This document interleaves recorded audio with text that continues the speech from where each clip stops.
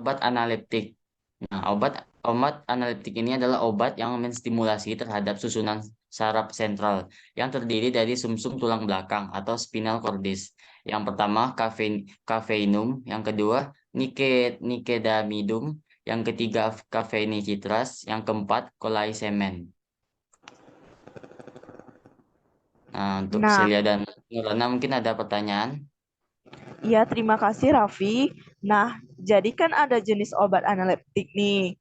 Obat ini berguna untuk merangsang sistem saraf sentral. Nah, bagaimana sih caranya bisa merangsang sistem saraf tersebut?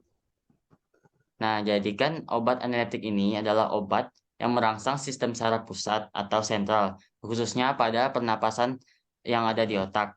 Nah, tujuan utama dari obat analitik ini adalah untuk mengatasi masalah pernapasan dan kesadaran yang disebabkan oleh depresi pernapasan atau gangguan pernapasan lainnya. Nah, obat analitik ini juga bekerja dengan merangsang pusat pernapasan yang berada pada otak kita yang bertanggung jawab untuk mengatur proses pernapasan. Jadi ini dapat meningkatkan frekuensi dan kedalaman pernapasan. Jadi begitu Celia. Oke Raffi, terima kasih. Terus, bagaimana jika obat analeptik ini tidak digunakan dari sumsum tulang belakang? Apa yang akan terjadi pada tulang belakang tersebut? Nah, jadi jika obat analitik ini tidak digunakan dari sumsum tulang belakang, jadi obat tersebut tidak akan bekerja secara efektif dalam merangsang sistem saraf pusat dan memperbaiki kondisi pasien. Jadi sumsum tulang belakang merupakan tempat di mana obat analitik ini dapat disuntikkan untuk mencapai efek yang diinginkan. Jika obat tidak disuntikkan ke dalam sumsum tulang belakang, jadi obat tersebut tidak akan mencapai pusat pernapasan yang ada di otak dan tidak akan merangsang sistem saraf pusat secara efektif. Nah, hal ini dapat menyebabkan kondisi pasien tidak membaik atau bahkan memburuk. Nah, begitulah. Nah, Oke, makasih Raffi. Nah, anal analgetik itu obat obat yang dapat meredakan rasa nyeri dan menghilangkan rasa sakit pada tubuh. Nah, obat ini tidak dapat mengatasi penyebab yang mendasarinya, tetapi membantu meredakan rasa nyeri pada kondisi tersebut.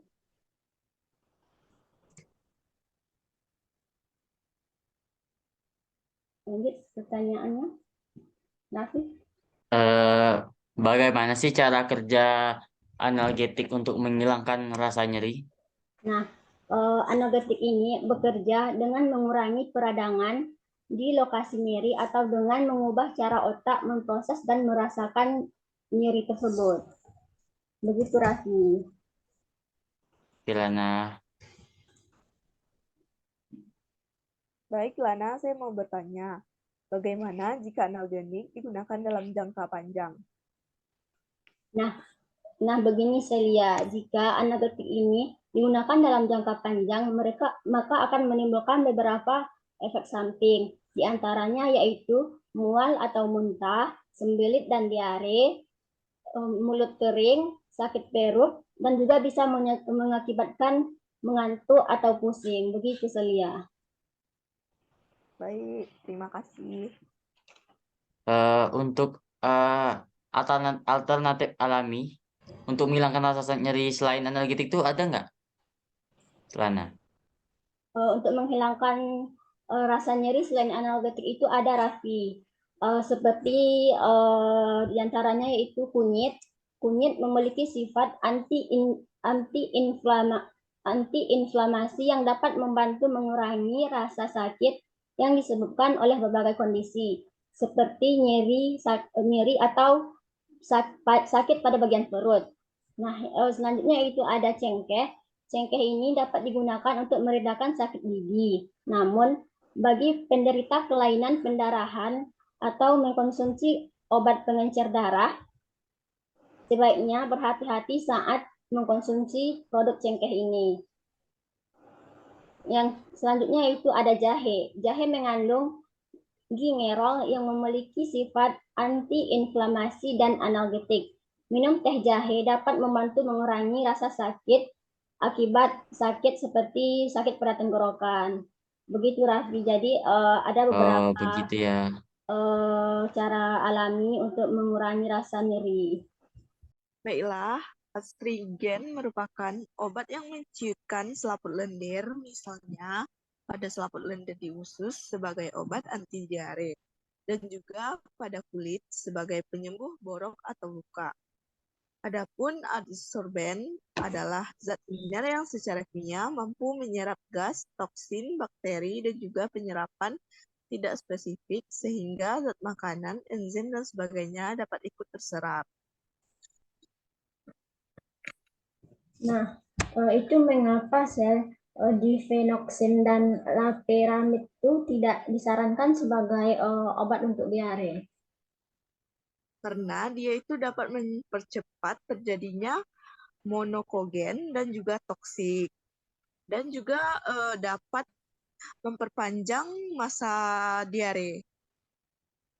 Nah, apa kandungan obat adstringer pada selaput lendir di usus itu sebagai obat anti diare? Ini seperti ginkgo seperti daun ginkgo mengandung C3H12 dan O10. Dia mampu mengisolasi dan meningkatkan aliran otak, mata, dan pendengaran.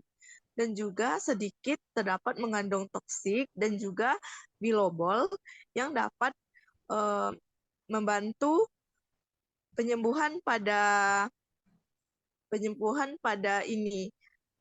pada obat diare. Nah, bagaimana kegunaan obat adsorben itu, Sel? Kegunaannya dapat mengabsorbsi senyawa dan larutan yang agak potensial berkaitan dengan toksik dan juga menekan sekresi elektron. Oh, begitu. Makasih, Celia. Iya, sama-sama. Coba aku tengok ya. Udah. Udah